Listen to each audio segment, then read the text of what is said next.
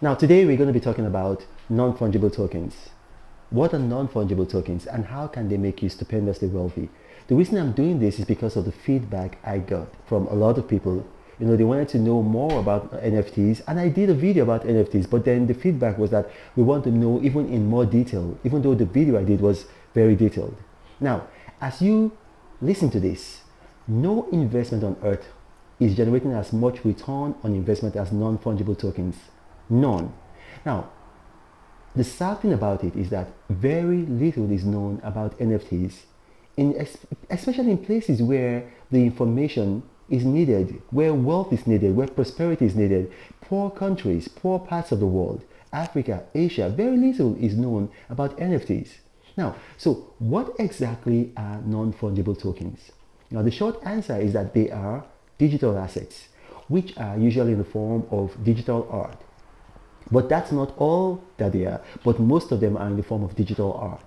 Now, the reason why they are non-fungible is that their value is abstract and not intrinsic. So for instance, the value of money is intrinsic, it's not abstract. But the value of NFTs is abstract. So it is unique. So the term fungibility is an economic term that refers to goods that do not have an individually specific identity, which means that you can replace them with another identical item because they are mutually interchangeable. They are not unique. So they are mutually interchangeable because they are not unique. For example, now a barrel of a particular brand of crude oil, like say the Bonny light crude, that's the kind of crude that you get in Nigeria, in the Niger Delta of Nigeria. Now, it is fungible because it has an exact value and it can be exchanged for another barrel of Bonny light crude. So, for instance, say if you have a barrel of Bonny light crude in Nigeria, and then you have another barrel of Bonny light crude in London, they have the same value, so they are fungible, they are interchangeable, they are not unique. The value of that Bonny light crude is intrinsic, it's not abstract. So that principle applies to monies of the same currency. For example, if you have $100 and I have $100, it's exactly the same. It has exactly the same value. So your $100 has exactly the same value as mine, and so it is thus interchangeable. It also applies to almost all goods and even services. Yes, I'm sure you're surprised that it applies to services, but it does apply to services. For example, if I enter a contract with you to perform the service of flying you from London to New York in a private jet, now that service is fungible as long as I use any type of the planes I promised. So if I contracted to fly you in a Learjet, now I don't have to use a specific Learjet. I can use any kind of Learjet.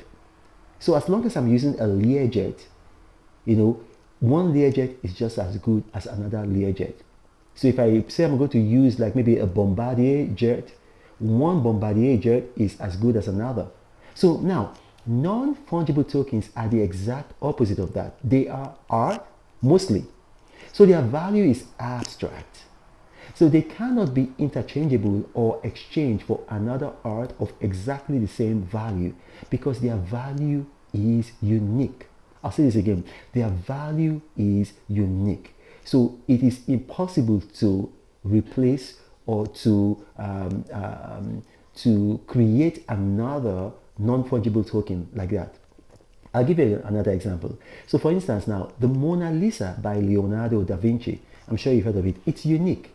Now, it can never be recreated. So therefore, it can never be interchanged or exchanged for another Mona Lisa. So the value of the Mona Lisa is non-fungible. So it's a non-fungible item because it is unique. So it's like snowflakes. There are trillions of snowflakes in the wintertime, but all of them are unique. If you take a microscope and you look at them, it's all unique. So now, even if you take a photograph of the Mona Lisa, you don't have the Mona Lisa even though you have the image of it, because the value of the Mona Lisa is in that original. And then when you buy the original, you have like a receipt, you have like something to prove that you have the original. So now imagine this in a digital world of virtual reality. Now what you have imagined is a non-fungible token.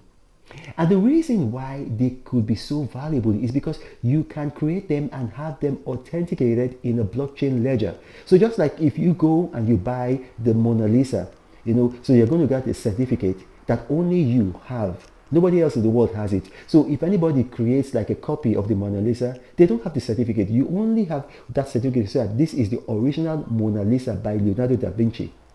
So if you buy a non-fungible token, your proof of ownership is kept in a blockchain ledger, so that if anybody duplicates that non-fungible token, their copy does not become valuable, just as a photo of the Mona Lisa does not become valuable, and it does not detract from the value of the original. So you can have 1 billion, 1 trillion copies of the Mona Lisa, but as long as they are all copies, it does not detract from the value of the original Mona Lisa.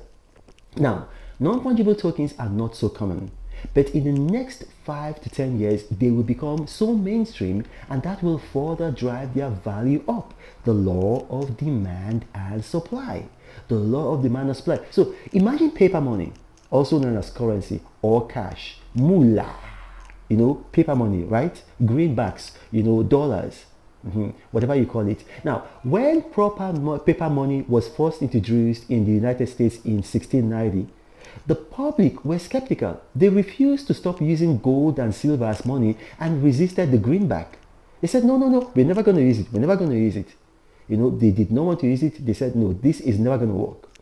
But as time went on and they saw the advantages of paper currency over the gold standard, that is, like, it was easier to carry around, it was faster and better to trade with. And then, it was more easily, borrowed and lent.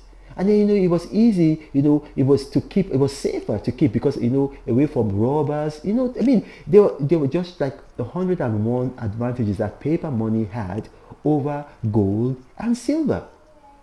And even now, paper currency is giving way to digital currency. In fact, a country as conservative as Nigeria just launched the e-Naira.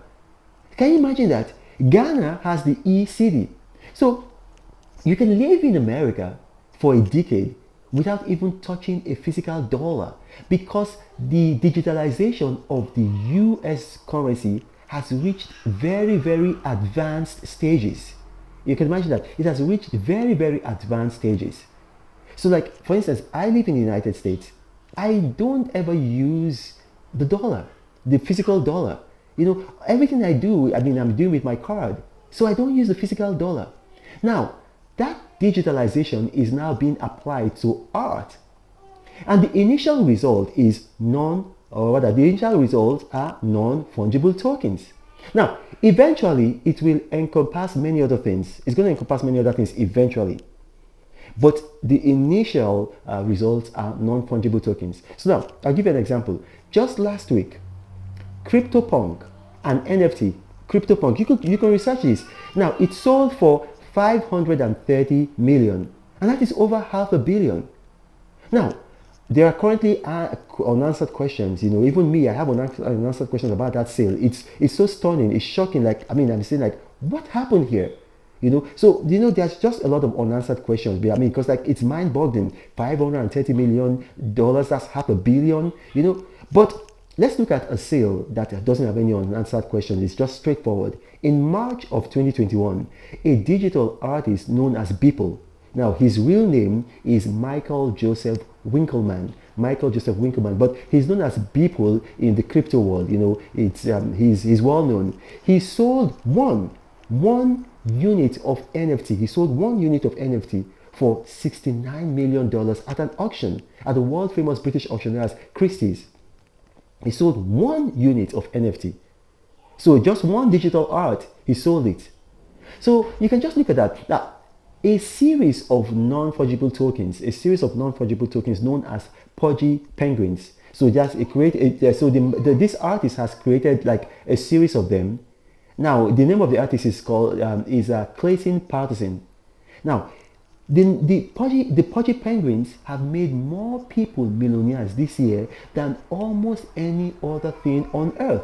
And a significant portion of those who became overnight millionaires are 18-year-old kids. Research it, Google it yourself. 18-year-old kids. Just think about that. A unit of Pudgy was worth, I think it was worth $70 in June of 2021.